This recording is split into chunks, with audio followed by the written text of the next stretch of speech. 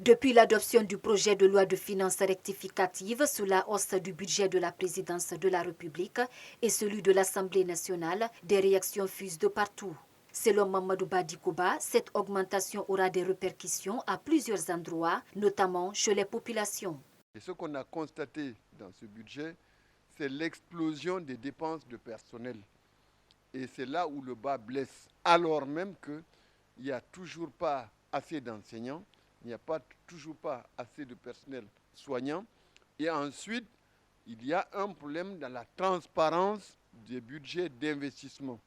Donc aujourd'hui, le budget dans les 29 milliards sont consacrés en très grande partie à des frais de personnel pour l'administration. C'est-à-dire que l'État existe pour lui-même. Pourtant, d'après les explications du ministre du Budget, cette hausse de plus de 35% du budget de la présidence est due à la mise en application du statut particulier des inspecteurs d'État et du salaire des ministres conseillers qui sont nommés à la présidence.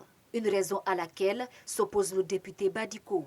C'est la duplication de tous les ministères, sauf ceux de la sécurité, à la présidence avec des gens chargés de faire le travail qu'on ne peut pas confier au ministère à la base, puisqu'il y a les détournements, il y a l'incurie, il y a tous les conflits d'intérêts possibles. Même les billets d'avion, on ne peut pas laisser un ministère payer les billets d'avion de ses fonctionnaires en déplacement. Donc voilà le président qui, plutôt que de sanctionner ça, de les faire passer devant la loi interdit donc le vol, le détournement des deniers publics, mais on ne les poursuit pas puisque c'est un système qui est basé sur l'impunité.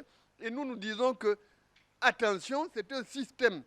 Et si donc on continue ainsi, les mêmes mots qu'on reproche donc à l'administration aujourd'hui dans les ministères vont se retrouver également à la présidence. C'est une question de temps.